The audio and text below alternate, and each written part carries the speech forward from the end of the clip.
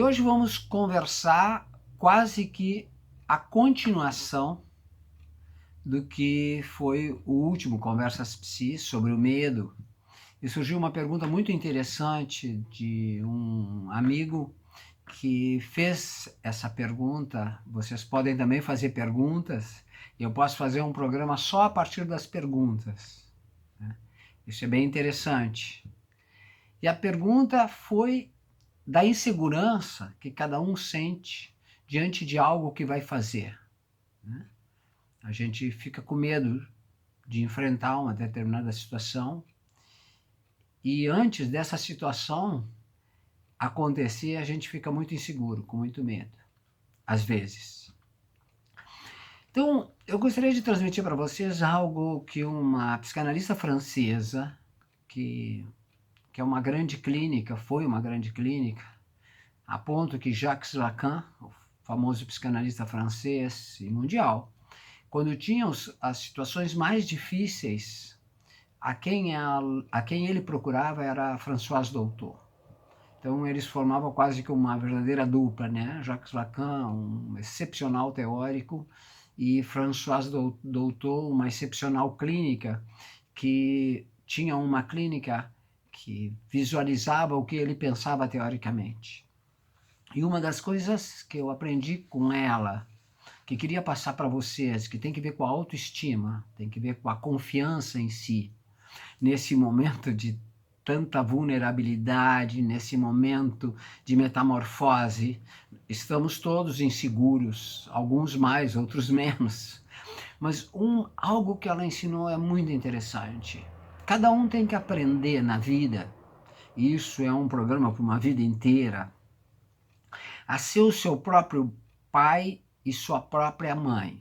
Então, eu vou dedicar hoje a nossa conversa para que possamos pensar juntos o que é ser seu próprio pai e sua própria mãe.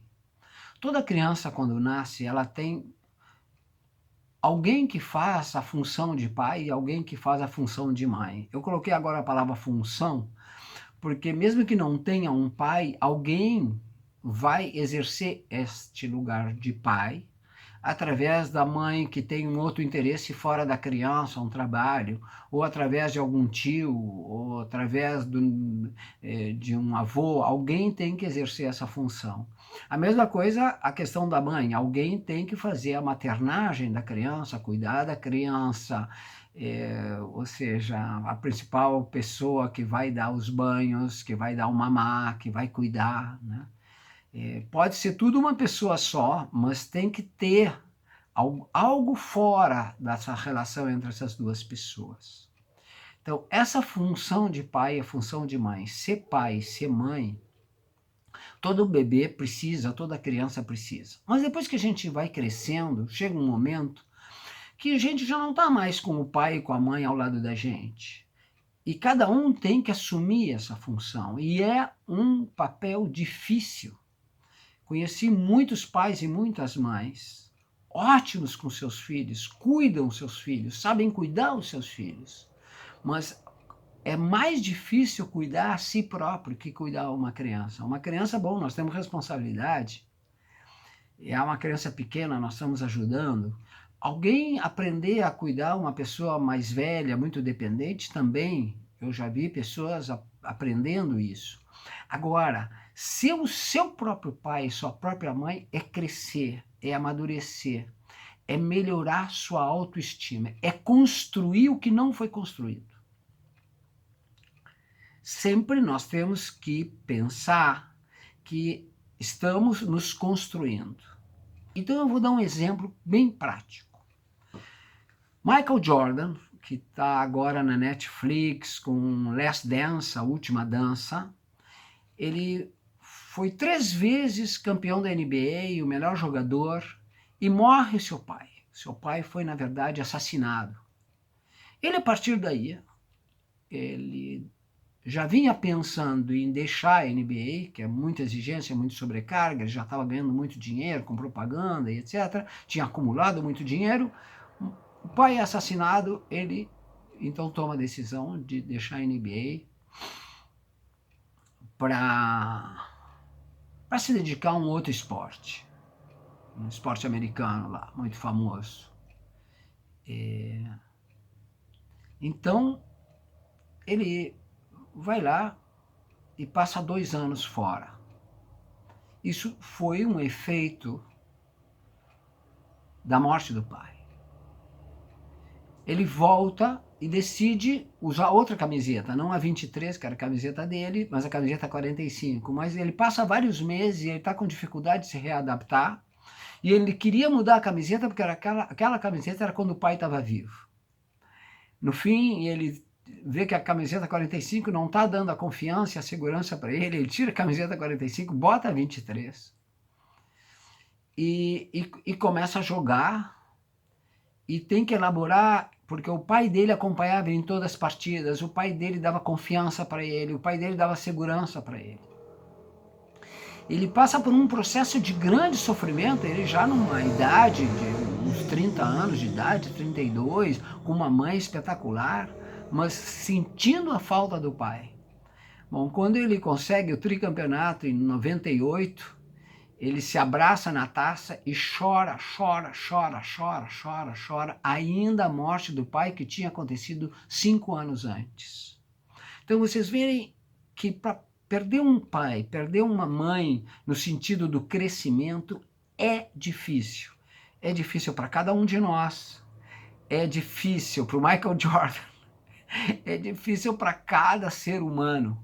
Se vocês veem, assim, alguém que vocês pensam, essa pessoa é muito bem resolvida, é seu próprio pai, sua própria mãe, é adulto, é maduro, cuidado. Lembrem uma brincadeira que muitos já fizeram, entre eles o Caetano Veloso, de perto ninguém é normal. De perto. Todo mundo, muito de perto, revela suas fragilidades, suas inseguranças, uma baixa autoestima, um medo, é normal. Então a construção de ser o seu próprio pai, a sua própria mãe, é uma construção lenta, é uma construção difícil, que depende de bons amigos, que depende de uma boa parceria amorosa quando a gente encontra, outros conseguem isso só com as amizades, né? Sem aquela parceria amorosa do dia a dia, que eu admiro espetacularmente essas pessoas, eu aprendo com essas pessoas que vivem sozinhas. São pessoas incríveis que elas têm que ter a capacidade de construir fortemente esse pai e essa mãe, às vezes com uma ajuda, às vezes com algum apoio, né? Através de danças, através de escrever, através da música, através de meios que melhorem essa autoestima. Então, eu gostaria de concluir hoje dizendo que aprender a gente se amar a si próprio é difícil. Tem pessoas que sabem como é que elas se amam? Elas aprendem a se amar através do ódio. Então elas odeiam muito. Poderíamos brincar assim, ela odeia, eu odeio, né? Vamos dizer assim, eu odeio, logo existo. Eu existo pelo ódio. Eu me construo pelo ódio ao outro. Poderíamos dar muitos exemplos nesse momento do Brasil, né? Daqueles que se constroem no ódio, pelo ódio, e fazem todo um programa baseado no ódio à construção, no ódio ao outro que imaginam ser mais poderoso, no ódio à natureza, no ódio às pessoas, à necropolítica. Então, vejam a carência, a fragilidade psíquica de seres que precisam só viver amando o seu próprio ódio e com o seu ódio atacando os demais. É terrível isso. E isso tem que ver com a psicopatia, já é um outro tema muito presente nesse nosso incrível e surpreendente Brasil. Quem sabe algum dia vamos falar mais especificamente sobre psicopatia e sobre o ódio. Mas hoje eu queria terminar fortalecendo a questão da autoestima, de relações mais amorosas e que o ódio também possa ser transformado em energia criativa. Isso é muito importante. É um dos destinos positivos do ódio. Então ficamos aqui por hoje. Eu sempre, em final de cada programa, eu digo: vocês podem escrever, fazendo perguntas, fazendo sugestões, clicando, para que cada encontro nosso possa ser um encontro que predomine o amor e esse entusiasmo indispensável para enfrentar esses tempos de pandemia e esses tempos da família B. Eu só digo a primeira letra, tá bom assim? Um grande abraço para vocês. Tudo do melhor.